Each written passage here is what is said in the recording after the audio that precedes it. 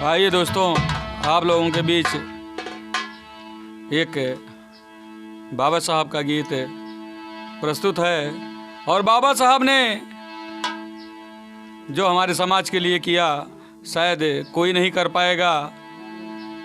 उन्होंने लड़ाई लड़ी लेकिन कोई तीर बंदूक और गोला बारूद नहीं चलाया, बल्कि अपने कलम के दम पर पूरे देशवासियों को अपना हक दिलाया।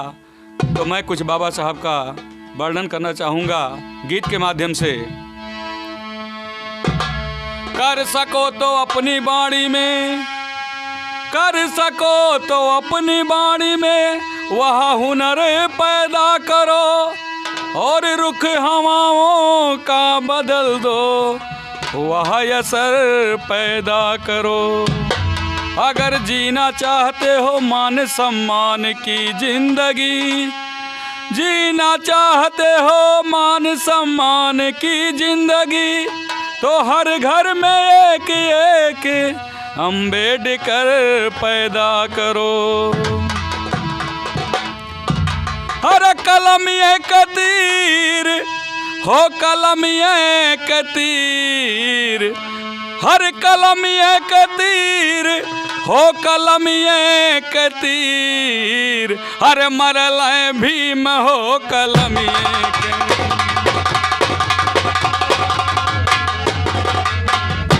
हाँ, मरल भीम हो कलम एक तीर। कलम एक तीर हो, कलम एक तीर, मरल भीम हो कलम एक तीर, मरल भीम हो कलम एक तीर।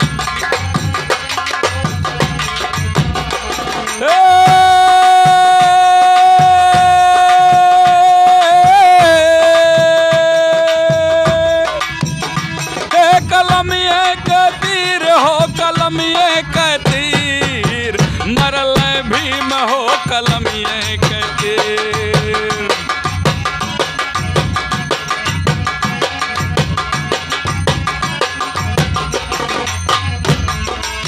विदेशवा विदेशवा में कई के पढ़ाई हो, कई के पढ़ाई।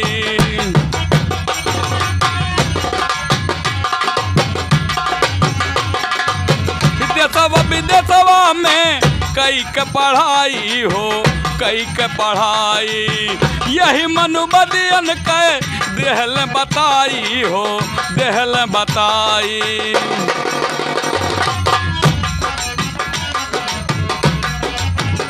हाँ, देशवा विदेशवा में कई के पढ़ाई हो, कई के पढ़ाई। यही मनुबदियन के देहल बताई हो, देहल बताई। हाँ, शिक्षा न बाट केहू, हाँ, शिक्षा न बाट केहू बाप के जागीर, मरल भीम हो कलम एक तीर, मरल भीम हो कलम एक तीर।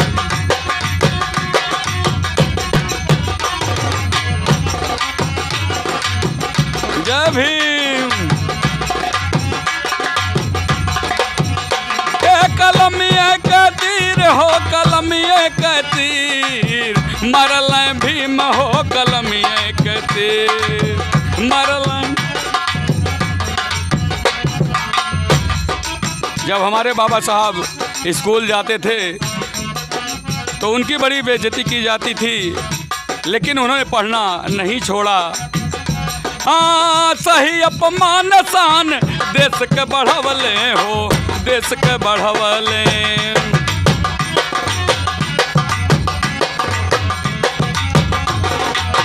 सही अपमान शान देश के बढ़वले हो, देश के बढ़वले। छुआछूत भेदभाव गुलामी मिटवले हो, गुलामी मिटवले।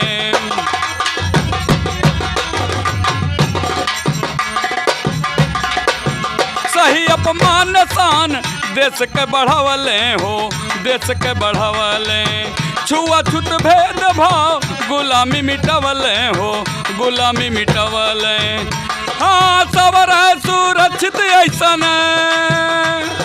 सबर सुरक्षित ऐसन खिंचल लकीर मरल भीम हो कलमिए के तीर मरल भीम हो कलमिए के तीर कलमिया के तीर हो कलमिया के तीर मरल भीम हो कलमिया के तीर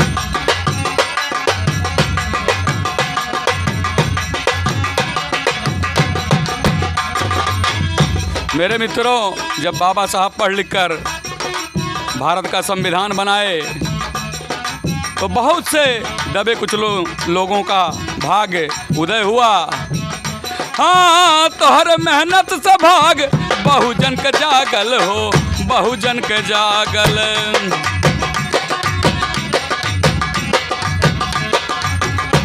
हाँ, तोहर मेहनत से भाग बहुजन के जागल हो बहुजन के जागल।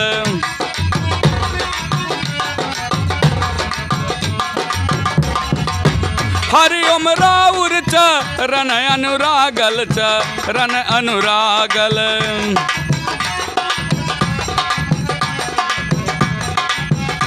अरे गावल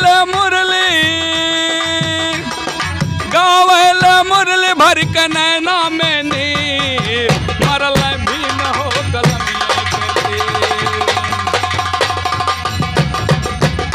हाँ, गावल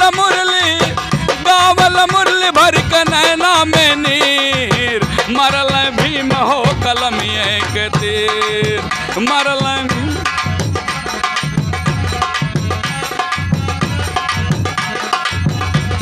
कलमिया के तीर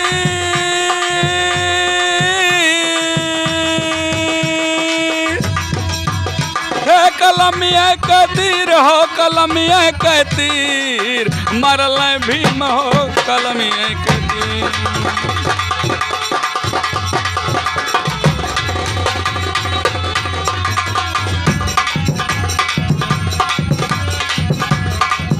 हाँ, मरल भीम हो कलमिए के तीर मरल भीम हो कलमिए के तीर मरल भीम हो कलमिए